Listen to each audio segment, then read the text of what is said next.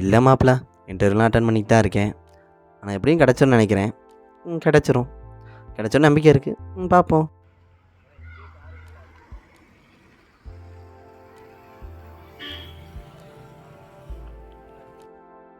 அண்ணா அண்ணா ஒரு நிமிஷம்ண்ணா.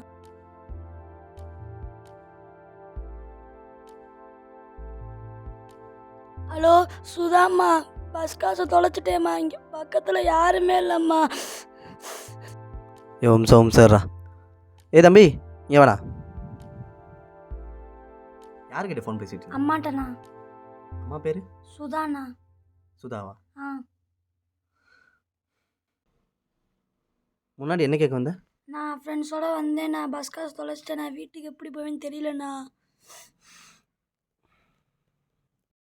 இதை வச்சுக்கோ. அண்ணா தேங்க்ஸ்ண்ணா. பார்த்து போ. அம்மாவை கிட்டதா சொல்லு. பார்த்து போ. தேங்க்ஸ்ண்ணா. பார்த்து போடா.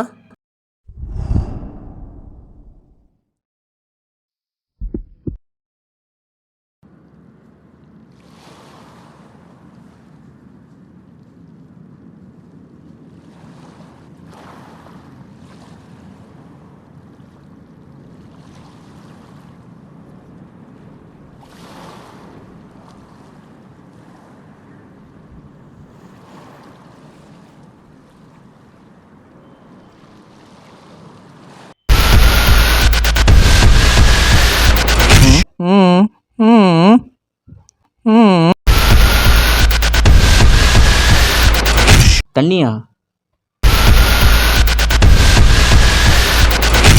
உனக்கு எனக்கு தான்டா சாதாரண தண்ணி, அது அவன் உயிருக்கும் மேலடா.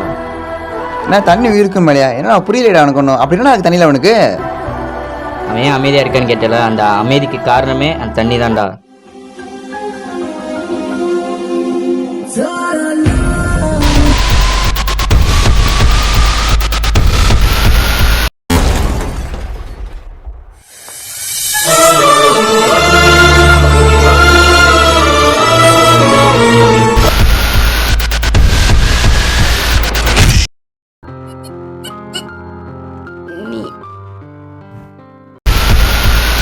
She is die.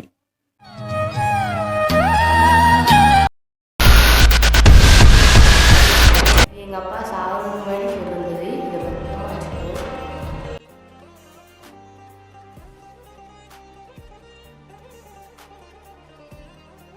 சுதா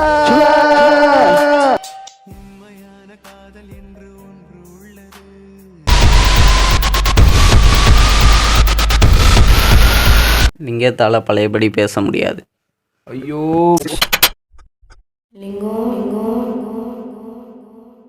எங்கே சுதா போன? நான் எங்கேயும்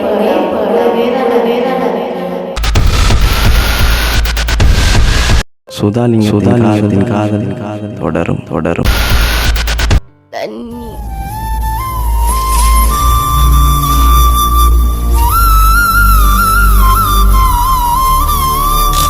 உங்கள் எல்லாத்துக்கும் ஒரு கேள்வி இருக்கும். யார் இந்த பையன்? இந்த பையன் எதுக்கு லிங்கத்திட்ட கரெக்டாக வரான்? லிங்கம் கேட்குற மாதிரி எதுக்கு எங்கள் அம்மா பேர் சுதான்னு சொல்கிறான்? உண்மையிலே இந்த பையனோட அம்மா பேர் சுதாவா? இல்லைனா இது எல்லாமே எதிர்ச்சியாக நடந்துச்சா? லிங்கத்திட்ட பேசுனது என்ன மனசாட்சியா? இல்லைனா லிங்கத்தை மாதிரி இருக்க இன்னொருவனா? லிங்கத்துக்கு தான் பேச முடியாது, எப்படி அவனால் பேச முடியுது? ஒருவேளை குரல் மறுபடியும் சரியாயிருச்சா? இல்லை இது லிங்கமே கிடையாதா? அப்போனா சுதா ஆல்ரெடி இறந்துட்டா. அப்போ இன்னும் சுதா சாகலையா? அப்போ இந்த பையனுக்கும் லிங்கத்துக்கும் ஏதாவது சம்மந்தம் இருக்கா? சுதா சாகலைனா அப்போ எங்கே இருக்கா சுதா? சுதா, தண்ணி, லிங்கம், இது 3 மூலமாக இன்னும் லிங்கத்துக்கு என்னென்னலாம் பிரச்சனை வரப்போகுது தெரியுமா? இப்படி உங்கள்கிட்ட இருக்க எல்லா கேள்விக்கும் ஒரே ஒரு பதில். அது அப்படிங்கிறா